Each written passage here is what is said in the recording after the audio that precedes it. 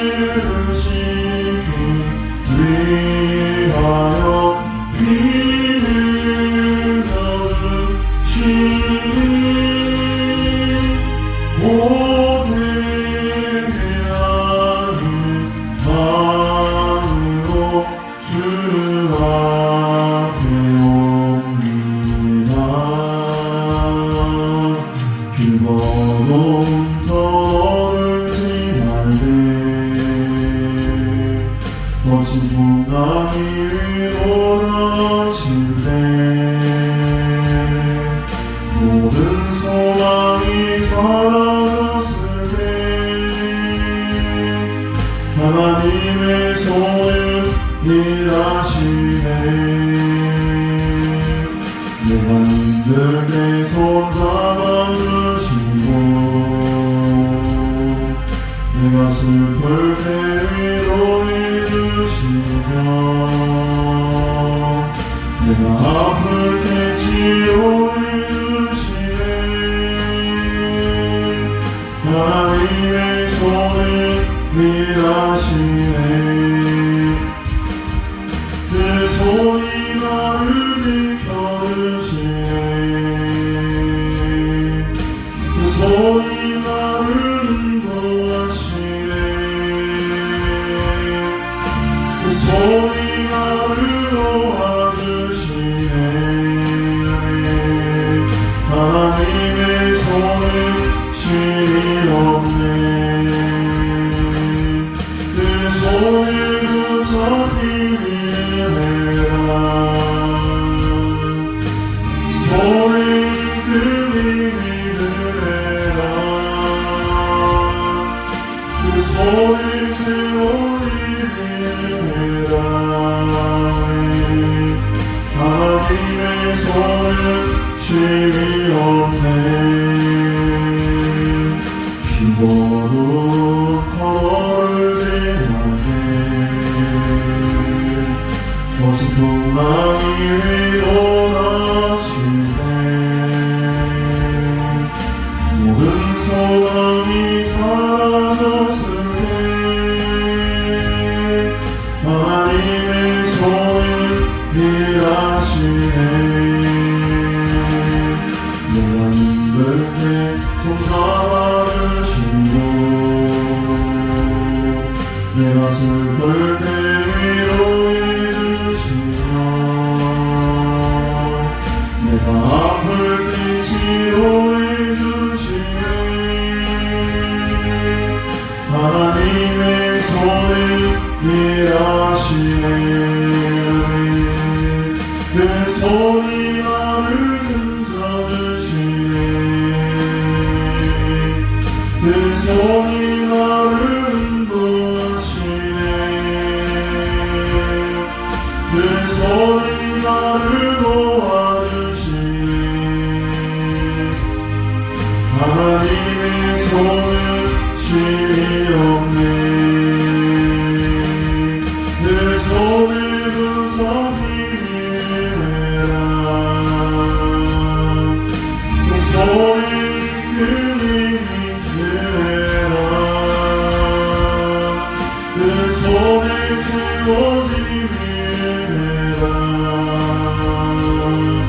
하나님의 손은 쉼이 없네 그 손이 나를 만져주시네 그 손이 나를 안아주시네 그 손이 나를 놓아주시네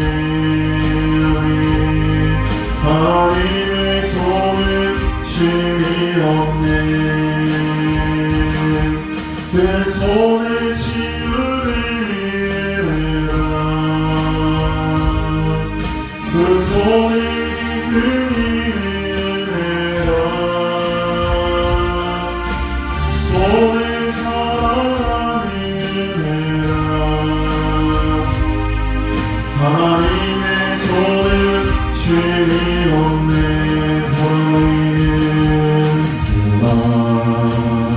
너희는 드러나고 오라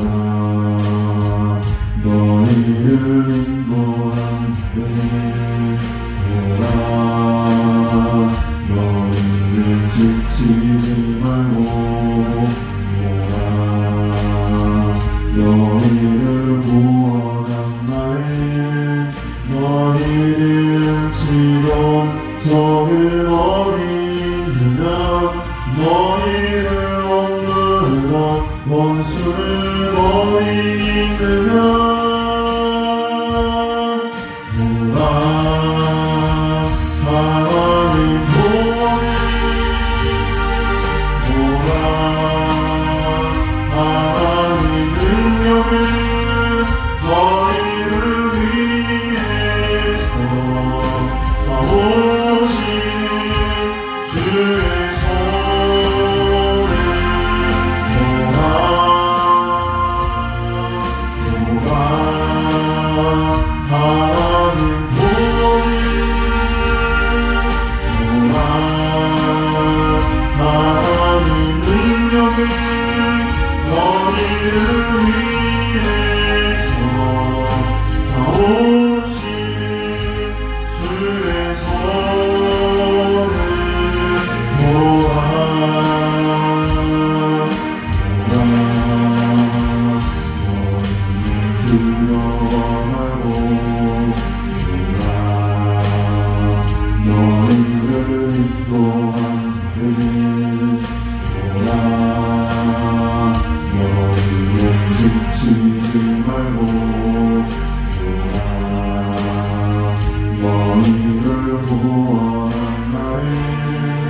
너희를 지던 적은 어디 있느냐 너희를 억누르던 원수는 어디 있느냐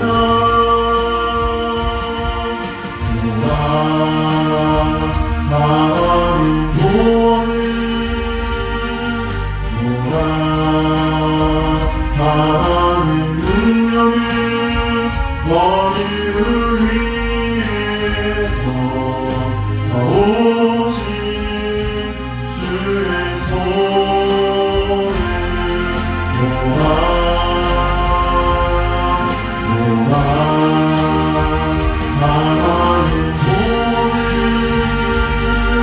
모아 하나님 능력이 너희를 위해서 사오신 주의 손을 다시 한번 보라 너희를 두려워하고 너희를 인도하는 너희를 지치지 말고 너희를 구원한 날에 너희를 지어 저의 어디 있느냐 너희를 억누르던 원수는 어디 있느냐 보라 하나님 구원이 보라 하나님 능력이 너희를 위해서 사오신 주의 손을 보라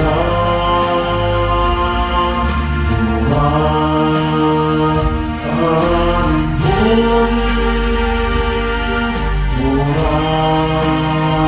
하나님 능력이 너희를 위해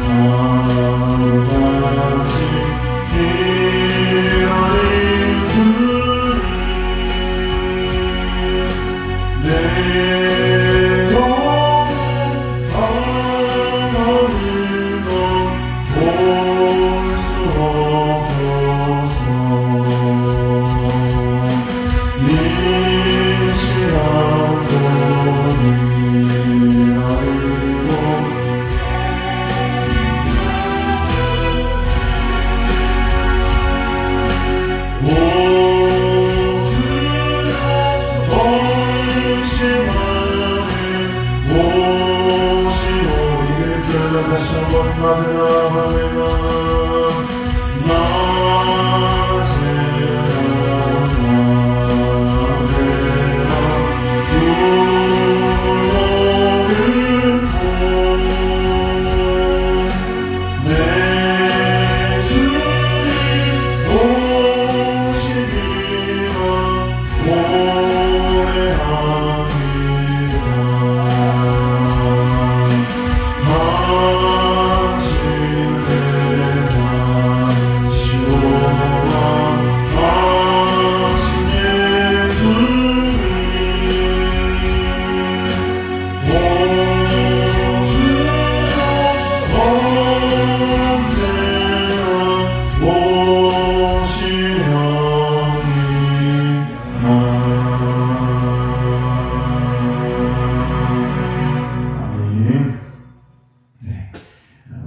대림절을 보내고 있는데 주님 언제 오시렵니까? 이 마음으로 하루하루를 주님 오신 그날을 준비하며 살아가야 될 줄로 믿습니다. 외할머니, 제 외할머니 무릎을 제가 베고 잠을 자면 늘 부르던 우리 할머니 18번 곡이었습니다. 어린 저에게 마음속에 참 기억 속에 많이 남아있는 찬양인데 그때 할머니가 왜 이 노래를 그렇게 많이 부르셨을까? 지금도 잘 모르겠어요. 아마 주님 오시는 그날을 간절히 소망하셨겠죠. 그 마음으로 찬양을 많이 부르셨던 것 같습니다. 물론 제가 이 마이너 곡을 좀 잘 안 부르는 편인데 마이너 곡을 부르면 괜히 우울해지고 마음이 울적해져가지고 약간 마이너 곡을 제가 좀 기피를 하는 찬양들인데 오늘은 그래도 대림절이고 대강절이고 저희는 다 쉬어지는 그날을 바라는 마음으로 저는 또 우리 할머니를 언젠가는 만나게 보게 될 천국에서의 또 삶도 소망하면서 한번 할머니도 부르기로 한번 불러봤습니다. 하나님과 늘 함께 하시고 지금 다시 오시는 그날 소망하시는 귀한 절기를 여러분 보내시길 바랍니다. 하나님 말씀 함께 보도록 하겠습니다. 열왕기하 오늘 12장 1절입니다.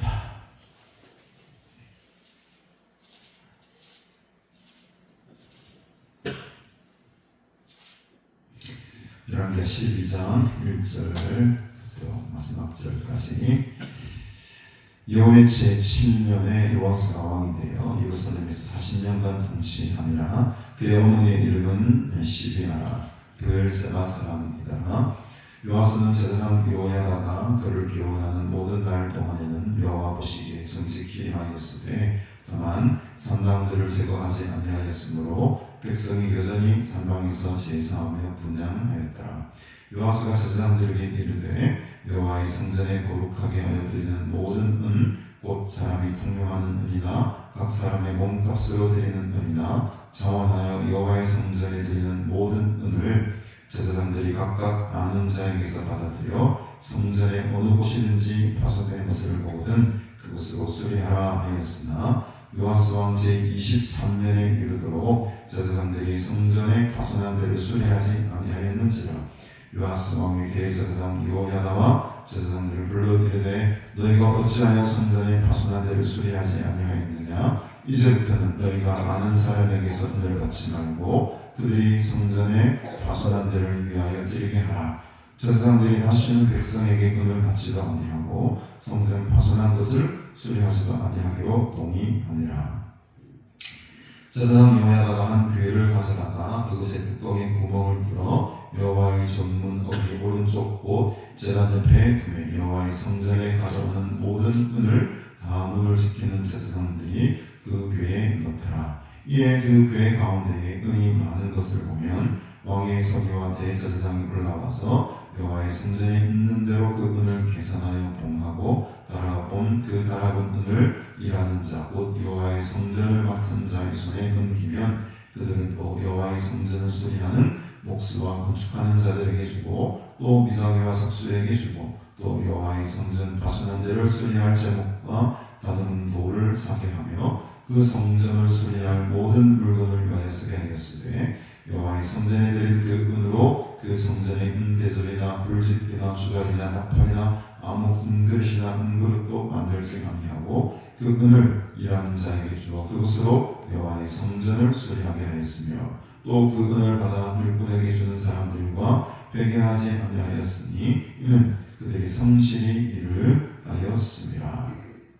속건제의 은과 속죄제의 은은 여호와의 성전에 드리지 아니하고 제사장에게 돌렸더라. 그때 아람 왕 하사엘이 올라와서 가드를 쳐서 점령하고 예루살렘을 향하여 올라오고자 하므로 유다 왕 요아스가 그의 조상들 유다 왕 요사밧과 요람과 아시아가 구별하여 드린 모든 성물과 자기가 구별하여 드린 성물과 여호와의 성전 곳간과 왕궁에 있는 것을 다 가져다가 아람 왕 하사엘에게 보냈더니 하사엘이 예루살렘에서 떠나갔더라.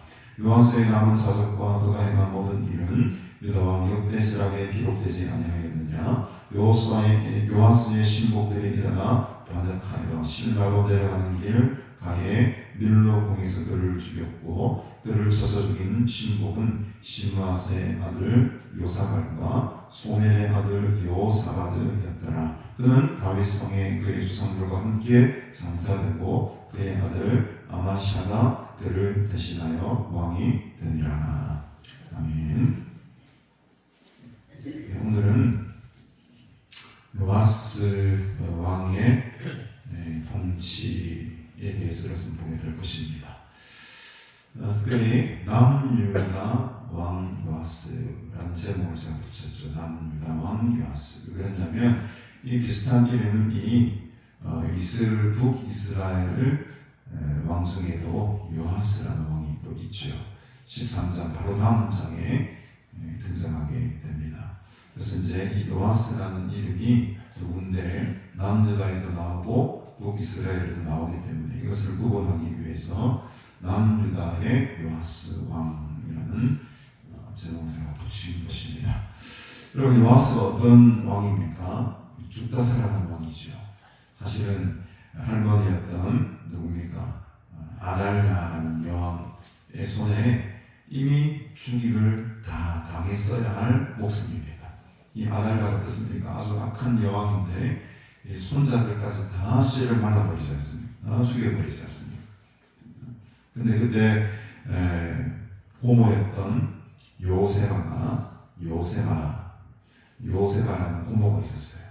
이 요세바가 이 요아스를 어떻게 합니까? 아주 어릴 때 숨기죠.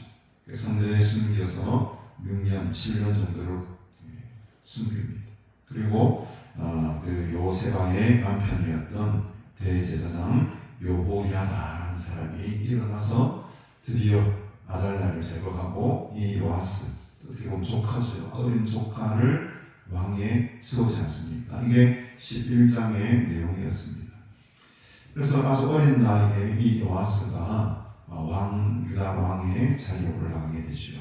그래서 여기 이제 1절에 나오는 예후는 지금 북이스라엘의 왕입니다. 이 예후의 제7년에 남쪽에서는 이 요아스라는 아주 어린 왕이 이제 왕자리에 오르게 되죠. 근데 몇 년 동안 다스리냐 했더니 무려 40년간을 통치하게 됩니다. 한 7살 정도의 왕이 오른 모습을 보면 40년간 통치하고 죽었다는 한 47, 8 정도까지 살았다는 것을 알 수가 있습니다. 아주 오랫동안 통치를 했죠. 그래도 40년 정도 왕의 자리를 지켰다는 것은 아주 긴 시간 동안에 나라를 다스렸다는 것을 우리가 알 수 있습니다. 그 원인이 있습니다. 어떻게 이렇게 오랫동안 요아스가 나라를 다스릴 수 있었을까? 그 원인이 어디 나옵니까? 2절에 나오죠. 요아스는 제사장 요야다가 그를 교훈하는 모든 날 동안에는 어떻게 했습니까? 여호와 보시기에 정직히 하였다. 그러니까 제사장 요야다는 요아스의 입장에서 보았을 때는 고모부죠. 고모부였던 이 제사장 요야다가 있었기 때문에 이 아달랴 악한 왕이 제거가 되고 다시금 다윗의 지금 가문으로 돌아온 것 아닙니까? 굉장히 중요한 역할을 담당했던 사람이 바로 이 요야다. 근데 요야다가 여러분 하나님께서 복을 주셔가지고 아주 오랜 기간 동안 살게 됩니다.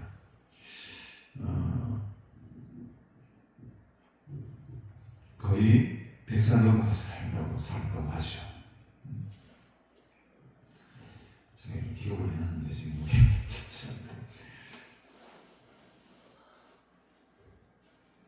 130살까지 살았다라는 기록이 있다고 합니다. 이야, 그럼 엄청 오래 살았죠. 그러니까 이 요야다가 오래 살았기 때문에 요아스가 오랫동안 통치할 수 있었던 거예요. 네, 이 성경에 보면은 요야다가 그를 교훈하는 모든 날 동안이라는 단서가 없습니다. 역으로 말하면 요야다가 죽고 나서는 요아스가 정직히 행하지 않았다. 요아스가 정직하게 행한 날이 있었는데 그것은 고모부였던 요야다가 살아있고 요야다에게 교훈을 받고 그래도 하나님의 말씀으로 왕이지만은 그 제사장의 말씀을 잘 듣고 순종했을 그동안은 정직히 행하였는데 3절에 보면 다만 산당들을 제거하지 아니하였고 백성이 여전히 산당에서 제사함을 분양하게 했다. 이게 이제 좀 큰 실수 중에 하나죠. 뒤에 말년에 가면 아주 더 큰 실수를 이 요아스가 저지르게 됩니다. 안타까운 일이지만 그래도 이 40년간이라는 시간을 다스릴 수 있었던 것은 하나님의 사람 요야다가 오랫동안 살면서 함께 옆에서 보좌를 잘 했기 때문이다라는 것을 알 수가 있죠. 그래서 이 요야다가 살아있는 동안에는 요아스가 많은 계획들을 하죠. 특별히 4절부터 성전을 수축하고 성전을 보수하는 일에 아주 전력을 기하게 됩니다. 그래서 4절에 보니까 제사장들에게 이렇게 말하죠. 여호와의 성전에 거룩하게 해라. 모든 이 세 가지의 은이 나옵니다. 첫 번째는 사람이 통명하는 은이 나오고, 두 번째는 사람의 몸값으로 드리는 은이 나오고, 세 번째는 자원하여 드리는 은이 나옵니다. 그래서 첫 번째로 사람이 통명하는 은이라는 것은 바로 20세가 넘는 장병들에게 세금을 받는 게 있다고 합니다. 20세가 넘는 장병들, 남자들에게 받는 주민세 같은 것이 있었다고 하죠. 이게 이제 첫 번째가 말하는 사람이 통용하는 은이다. 그리고 이제 두 번째 사람의 몸값으로 드리는 은이 나오죠. 이것은 바로 장자의 몸값이라고 해요. 하나님께 혹은 하나님께 자기의 몸을 바치기로 서원한 사람들이 내는 하나의 몸값이라고 합니다. 그리고 세 번째는 자원하여 드리는 은입니다. 이것은 그야말로 자발적인 헌금이죠. 그러니까 은을 내는 방식이 이 세 가지 루트가 있었다는 거죠. 20세 이상 남자들에게는 무조건 의무적으로 부과되는 통용되는 우리가 말하는 세금 같은 것이 있었고, 두 번째는 장자의 몸값이나 내가 내 몸을 하나님께 바치겠습니다라고 서원하는 사람들의 몸값으로 드리는 것이 있었고, 그 다음에 그야말로 성도들이 자원하는 마음, 기뻐하는 마음으로 드리는 은, 이 세 가지 은의 종류가 있었다는 것입니다. 근데 이 은을 가지고 무엇을 하라고 했습니까? 5절에 보니까 제사장들이 각각 아는 자에게서 받아들여 성전의 어느 곳이든지 파손된 것을 보고는 그것으로 수리해라. 거둬들인 그 세금 은을 가지고 뭐 하라는 것입니까? 성전을 수리하라고 명령을 내렸던 것입니다. 요아스 왕이죠. 요아스 왕이.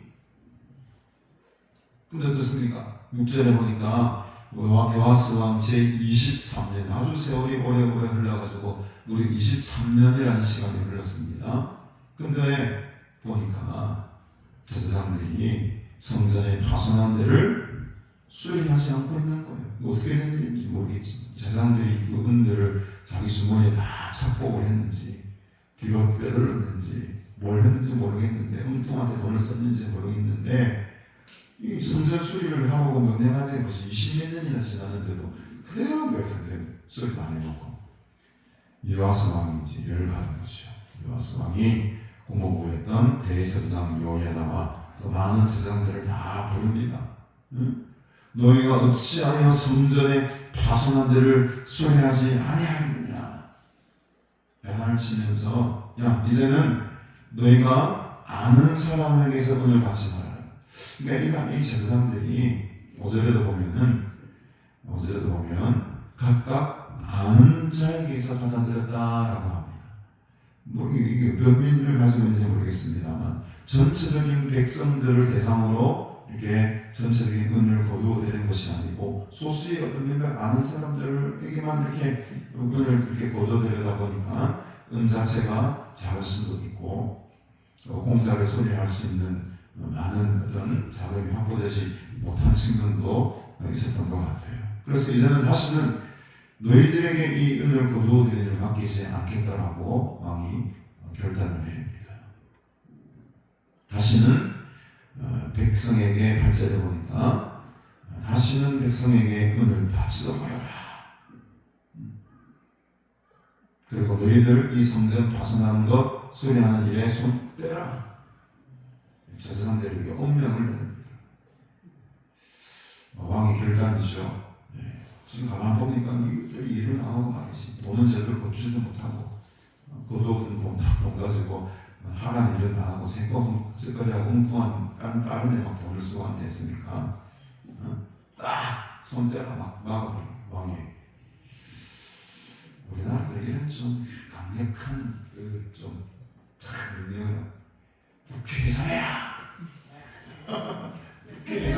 국회의사 명령을 내리는 사람이 아무도 없어요. 이 땅에 무소불위의 권력 기관이 되어버렸습니다. 지금 국회가 모든 것을 탄핵해버렸네. 재판관도 탄핵, 검사도 탄핵, 무슨 국회의원 잘못 보이면 날아가는 거지. 근데 이 당시는 그 왕이 누구예요? 요아스에서 그 왕이 너희 가만 보니까 일을 똑바로 안 하네. 손 떼. 성전 수리하고 손 떼라. 너희는 돈 받지 마라. 그래서 그때는 며칠 내립니까? 9절에 보니까 제사장 요야다가 한 괴를 가져다가 그것에 뚜껑에 구멍을 뚫어놓고 여호와의 전문 거기 오른쪽 쪽 그 제단 옆에 딱 받아둡니다. 너희들 직접 거두지 말고 어떻게 하라는 거죠? 이 성전에 들어오는 많은 사람들이 자발적인 마음으로 감동되는 마음으로 그 통에 헌금을 하는 거죠. 그래서 여호와의 성전에 가져오는 모든 은을 다 문을 지키는 제사장들이 그 궤에 넣게끔 합니다. 그랬더니 백성들이 이제 불투명한 저 제사장들에게 내가 은을 주는 것보다야 투명하게 보이는 이 궤에다가 넣으니까는 사람들이 막 헌금하기 시작하는 거예요. 우리도 그렇죠, 여러분. 어디 자선단체나 이렇게 기부를 할 때 저 자선단체가 무슨 일을 하는지 전혀 알 수가 없어. 그런데 여러분 기부를 할 수 있습니까? 잘 못하는 거예요. 그러나 내가 기부한 그 돈들이 어떻게 쓰이고 어떻게 좋은 일에 쓰였는지가 명확하게 나오고 예산과 결산서가 다 보고가 되고 이런 투명한 곳에는 어떻게 합니까? 마음 놓고 기부할 수 있지 않습니까? 믿고 기부할 수도 있잖아요. 백성들이 그랬던 것 같아요. 저 믿을 수 없는 자세, 자기는 맨날 주머니만 저 인간들에게 뭐한다고 우리가 은을 안 된다는 자원하지 않는다. 근데 이제부터는 그 중간 단계를 딱 없애버리고 다이렉트로 이 교회에다가 바로 넣고 그게 바로 집행이 되는 것을 백성들의 눈에 보이니까 내가 낸 헌금이 정말로 성전 수리에 쓰이는구나 라는 것이 눈에 보이죠 이제. 그러니까 막 백성들이 막 그 교회에다가 은을 막 집어넣는 거죠. 헌금을 받는 거죠. 그래서 이 은을 모아다 어떻게 합니까? 그 은을 일하는 자 11절에 보니까 곧 여호와의 성전을 맡은 자의 손에 넘기면 그들은 또 여호와의 성전을 수리하는 목수와 건축하는 자들에게 주고 미장이와 석수에게 주고 여호와의 성전 파손한 데를 수리할 제목을 사고 다듬한 돌을 사고 굉장히 이제 일이 어떻게 됩니까? 투명하게 되는 거예요. 내가 볼 때는 재산들이 돈을 자기를 주문해놓고 일하는 사람들에게 목수에게 수리하는 자들에게 석수에게 미장이들에게 제대로 은금을 지급 안 한 거예요. 재료를 사지 않은 거예요. 돌도 사야 되고 나무도 사야 되고 여러 가지 재료도 사야 되는데 그냥 모르는 척 있다고. 근데 이제 이렇게 직접적으로 일하는 사람들에게 보수가 주어지고 보상이 주어지니까 일이 착착 진행이 되는 거죠. 그래서 14절에도 그런 말이 나오지 않습니까? 그 은을 일하는 자에게 주어라. 일하는 자에게. 그동안에는 일하는 자에게 그 은이 주어지지 않았다는 것이죠. 엉뚱한 데 쓰였다는 것입니다. 그 대표적인 내가 13절에 나오는데 여호와의 성전에 드린 그 은으로 성전의 은대접이나 불식기나 주갈이나 나팔이나 아무 은걸도 만들지 말아라. 아니하고 그 욕으로 말하면은 그 은들을 지금 어디에 썼다는 겁니까? 은대접이나 만들고 불식기 만들고 나팔 만들고 하는 데는 하지 않고 원래 이 목적은 뭡니까? 성전을 수리하는 게 목적이잖아요. 근데 거기 하라는 일은 하지 않고 엉뚱한 데 쓴 거예요 사실. 대접이나 만들고 그릇이나 만들고 물론 그게 잘못됐다는 것은 아니지만 사실 그게 우선순위가 아니라는 거죠. 여러분 이 나라 예산을 짜는 것도 그렇습니다. 이 돈을 국회에서 예산을 짜는데 정말 국가적으로 먼저 필요한 사업이 있고 먼저 투입될 제목들이 있지 않습니까? 그것들은 다 그냥 다 빼버려요. 그리고 마음이 엉뚱한데 자기 그냥 배부르는데 거기만 예산만 내려놓는 거죠. 이게 정말 올바른 국회입니까 여러분? 저는 국회를 탄핵해야 된다고 당당하게 주장합니다. 국회를 탄핵해라. 아멘입니까 여러분? 국회를 탄핵해. 자기들 되는 분이고 정말 써야 될 때에 나라를 고치고 나라를 수리하고 나라의 재정 상태를 튼튼하게 돈 벌어오면 이런 일들에는 다 까버려요. 소교 대표적인 예로 대왕고의 사업이라고 하지 않습니까? 울산 앞바다에 저기 미국과 일본과 우리가 세 개 나라가 협력해가지고 이제 시출을 하지 않습니까? 그게 수천억이 이제 돈이 들어가게 되는데 그 예산을 5억짜리 나왔어. 5억. 하지 말라는 거죠. 그래서 속이 터져 나오면 이 정부가 잘한다고 박수 쳐주니까 기분 나쁘다는 거지. 국가를 먹여 살려야 될 그 사업에 투자해야 될 돈들을 다 삭감시키고 국회의원 월급들은 팍 올려놓고 뭡니까 이게 지금. 내가 대통령이라도 여기 기억 반대하는 분 계신지 모르겠지만 내가 대통령이라도 기억이 있을 것 같아요. 열받아가지고 뭡니까 국회가 지금. 예? 국회를 탄핵하자. 나도 잡잡한다는 모르겠어. 지금 이 꼬라지였던 거지. 나라가 왔을 때가 엉뚱한데 성전 수리하고 정말 해야 될 일을 해야 되는데 이 일에 투자하지 않고 자기 별 부린 일이나 좀 과장되게 표현하면 그랬던 것입니다. 다른 곳에 썼다는 거예요. 써야 될 곳에 쓰지 않고. 그래서 이걸 바로잡는 거죠. 일하는 자에게 정당한 보수를 주고 또 15절에도 보니까 그 은을 받아서 율꾼에게 주고 율꾼에게 주는 사람들과 율꾼에게 주는 사람들과 회개하지 않고 이는 그들이 성실히 일을 하고 그러니까 길을 하지 않고 성실히 일을 하는 사람들에게는 바로 그냥 다이렉트로 율꾼들에게 다 보상해 주었다는 거. 얼마나 신이 났겠습니까? 일하는 사람들 최선을 다해서 열심으로 이 성전 수리하는데 기쁨과 감사한 사명감을 가지고 일하지 않겠습니까? 이렇게 성전을 수리하는 일을 왜 왔을까? 열심히 초반에 사역 때는 열심히 잘했었어요. 여기까지는 잘하네. 근데 17절부터 좀 아쉬운 장면들이 등장하게 됩니다. 성전이 수리하는 시간이 많이 흘러갔죠. 이제 여호야다가 나이가 많고 죽었습니다. 역대하에 보면 워낙 이 여호야다가 잘 승했기 때문에 아무나 들어갈 수 없는 다윗성의 여러 왕의 묘실 중에 산사되었다라고 역대하 24장은 기록을 하고 있습니다. 그만큼 이 여호야다가 이스라엘에게 미친 영향력이 대단했다는 것. 이 다윗의 다윗성의 그 여러 왕들의 묘실 중에 왕들도 잘 통치를 못하면 거기 들어가지 못하는 경우가 많은데 왕도 아니었던 여호야다가 이 왕의 묘실 중에 장사가 될 정도로 아주 이 여호야다는 마지막 생을 아름답게 마무리를 하게 됩니다. 근데 문제는 이 여호야다가 죽자마자 문제가 생기기 터지기 시작하죠. 유다의 백성들이 여호와에게 찾아와서 우상 숭배를 합시다. 성전 예배를 중단합시다. 이런 어리석은 일들을 여호와에게 구하게 됩니다. 그 대표적인 선지자로 하는 사람, 제사장 한 사람이 바로 이 여호야다의 아들이 있었습니다. 여호야의 아들이니까 이 여호야의 아들도 제사장 직분 이어받았겠죠. 그 여호야다의 아들이었던 스가랴가 담대하게 지금 왕 앞에서 외치는 거죠. 우리 한번 찾아볼까요? 우리 역대하 이 본문 한번 찾아봐야 될 것 같습니다. 역대하로 넘어가서 24장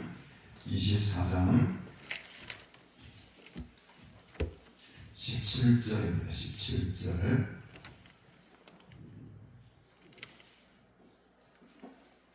보십시다.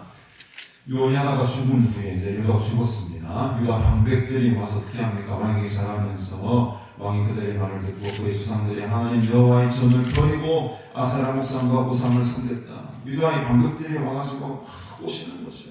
이게 요아스가 넘어가 버립니다.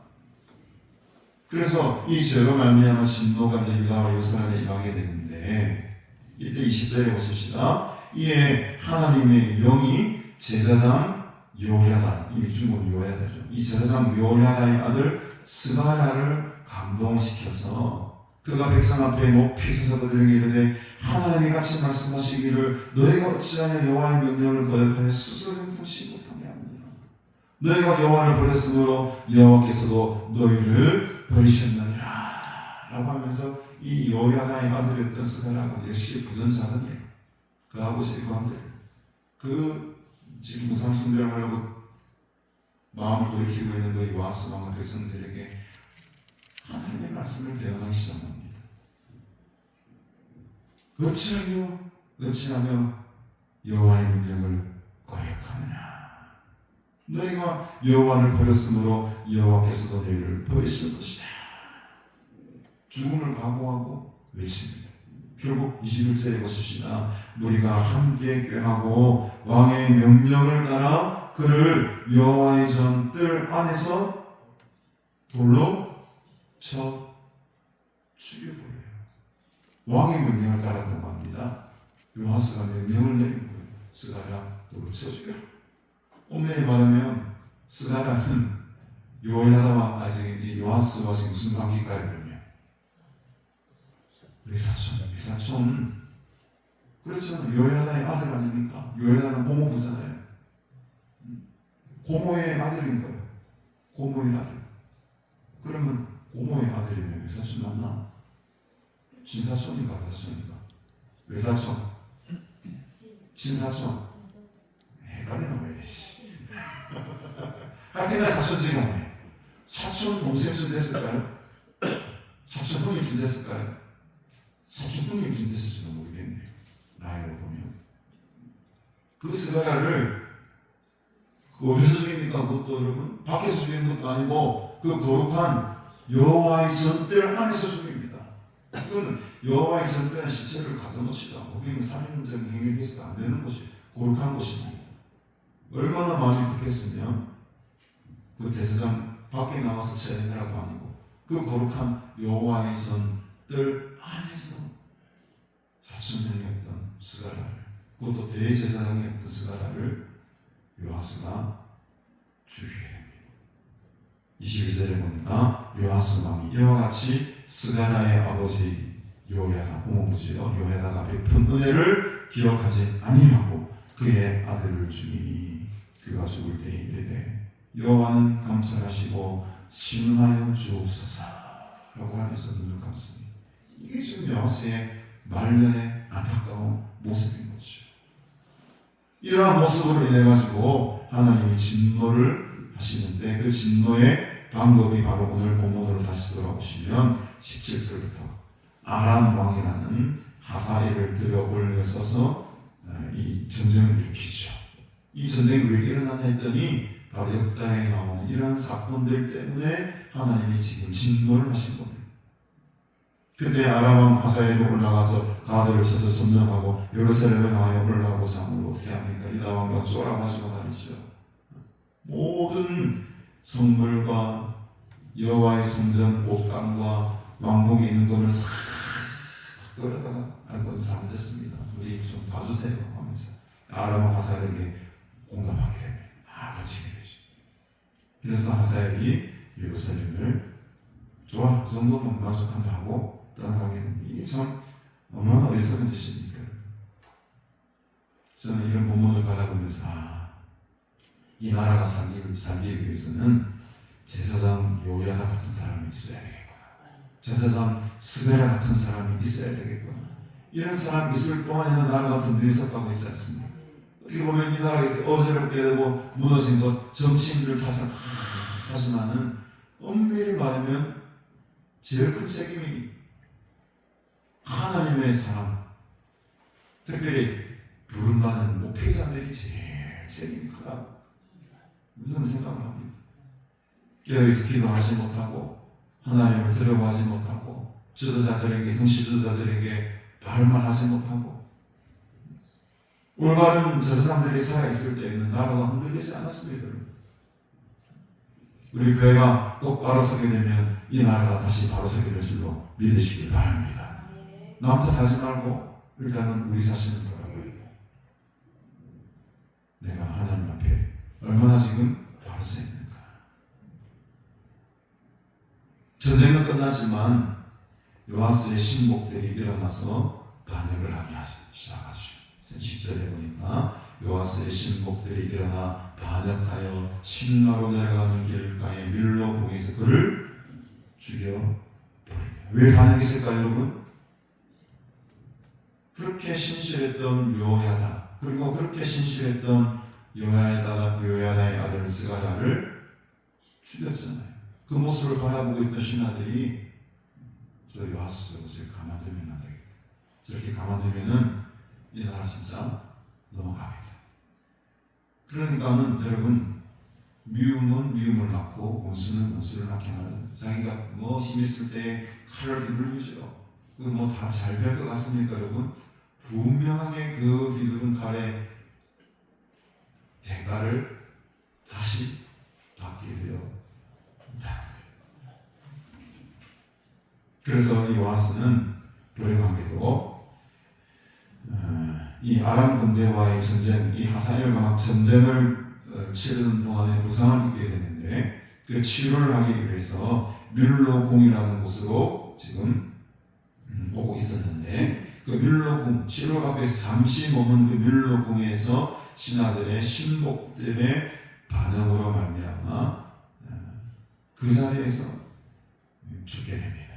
그래서 그를 쳐서 죽인 신복은 시므아스의 아들 요사갈, 소멜의 아들 요사바드였더라 라고 하면서 어떻게 보면 안 좋게 말하면 암살자고 어떻게 말하면 형님 갈 수도 있겠죠.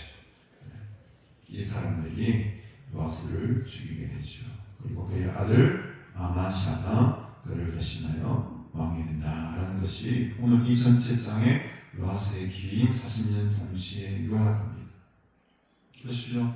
처음에는 잘했죠. 성경 수리도 열정적으로 하고 나라의 기태를 바로잡기 위해서 애를 많이 썼습니다. 초반 한 30년 정도. 그러나 요리하다가 죽고 나서부터 점점 흔들리기 시작합니다. 여호와의 방백들, 백성들의 소리에 막 여론의 귀를 여러분, 여론에 너무 우리 마음 빼앗기면 안 됩니다. 여론이 다 옳은 게 아니에요. 그 여론에 막 들들들 떨면서 이게 지금 왕이 마음이 흔들려. 저 사람들의 마음을 내가 좀 타기 못하는데 왕자령 위태위태한데 나 원칙을 가지고 진리의 길을 쫓아야 살아야 되는데 이게 막 사람들의 감독들이 막 찾아보고 우상 섬기자고 막 되니까는 마음이 막 내나케지는 거예요. 불안해지는 거예요. 꼭 넘어가니까는 눈이 뒤집어버리니까 자기 자손을 숟가락 가지고 죽이고 엄청난 일을 보이지 않습니까, 여러분? 말레는 이렇게 아주 비참하게 전쟁을 통하여서 부상을 당하고 자기 믿었던 그 부하들에게 오히려 죽임을 당하게 되는 비참한 치유를 맞이한 모습을 보면서 여러분 무엇을 느끼십니까? 여러 가지 우리가 느끼고 또 교훈 받아야 될 점도 많이 있지만 가장 중요한 것은 우리 마음속의 중심을 잃어버리지 않아야 되겠다. 첫 마음, 요아스처럼 그 첫 마음을 가지고 그 성전을 순회하는 그 열정을 가지고 끝까지 살았더라면 얼마나 복된 인생이 되겠습니까? 전쟁도 안 겪었을 것이고요. 그런데 그 첫 마음을 끝까지 유지하는 것이 너무너무 힘들다는 거죠. 그 첫 마음을 끝까지 잘 지킨 사람이 여러분 누가 있습니까? 왕들 가운데 누가 있습니까, 여러분? 저 뒤에 나오면 요시야라는 왕이 나옵니다. 한참 뒤에 히스기야가 한참 뒤에 요시야. 그 요시야 왕은요, 정말 이 역대 왕들의 많은 평가들이 있지만은 요시야 왕만큼은 안 좋은 평가를 하지 않았어요, 하나님. 처음부터 마지막 그 중요 순간까지 한결같이 하나님의 길을 따라갔던 왕으로 성경은 묘사하고 있습니다. 그래서 저는 우리가 요아스 왕도 참 잘한 부분도 있지만 이 첫 믿음을 마지막 끝까지 지켜나가는 것이 이토록 힘든 일이구나. 영적인 싸움에서 지치지 않고 실패하지 않고 끝까지 경주하는 일이 쉬운 일이 아니라는 사실을 우리가 여러 성경의 증거와 특별히 이 왕들의 통치의 모습을 바라보면서 느낄 수 있는 점인 것 같습니다. 그래서 여러분 우리가 지금도 여러 가지 시험들 또 이 마지막 시대를 경험하면서 정말 보지 못할 여러 가지 상황들도 우리가 경험하고 보게 되지만 그렇다고 여러분 우리의 마음이 흔들리거나 세상에 빼앗기지 않기를 주님의 이름으로 축복합니다. 또는 마음으로 담대한 믿음으로 그 어떤 시련과 어려운 환경 속에서도 여러분 세상의 소리에 귀를 기울이지 마시고 오직 하나님의 음성을 삼아 주의 말씀 가운데에 하늘로 걸어갈 때에 우리 인생의 마지막 그 순간까지 믿음 지키며 나아가시는 저 여러분들이 다 되시기를 주님의 이름으로 축복합니다. 기도하겠습니다. 하나님 아버지 은혜를 참으로 감사합니다. 우리에게 귀한 믿음을 주시고 예수 그리스도를 나의 구주로 고백할 수 있는 거룩한 믿음 주시니 감사합니다. 이 세상 그 어떤 풍파 속에서도 우리의 이 믿음 결코 잃어버리지 않게 도와주시고 마지막 삶이 닿은 그 순간까지 이 믿음 지키며 나아갈 때에 주의 말씀 안에 순종함으로 나아갈 때에 하나님의 사명자로서 잘 쓰임받도록 주님 오늘 시간에도 능력을 다하여 주옵소서. 세상에 많은 소문들이 있고 정말 가슴 아픈 상황들이 놓여 있지만 이것들에 우리의 마음을 빼앗기지 않게 하시고 더 큰 일을 이루어실 더 큰 하나님의 뜻을 이루어 가실 하나님의 계획을 바라보면서 그것을 소망하면서 우리가 이 시간에 힘을 얻고 다시금 일어서기를 소원합니다. 우리에게 성령의 능력을 다해 주시고 믿음을 다해 주셔서 이 대림절 기간 보내는 동안에 주님과 더 깊은 만남과 관계를 가지게 하시고 하늘나라의 수망을 품고 살아가는 믿음의 백성들 다 될 수 있도록 주님 지켜주시고 보호하여 주시옵소서. 감사드리오며 예수님의 이름으로 간절히 기도드리옵나이다. 아멘. 지금은 우리 구주 예수 그리스도의 은혜와 하나님 아버지의 무한하신 사랑과 성령님의 충만 교통 교제하심의 은총이 오늘 우리의 믿음을 주님 오시는 그날까지 끝까지 잘 지켜서 하나님의 일을 잘 감당하고 주신 사명 끝까지 감당하다가 자 일단 칭찬받는 종이 되기를 간절히 소원하는 너희 모든 무리들과 영원토록 함께 있을지어다. 아멘.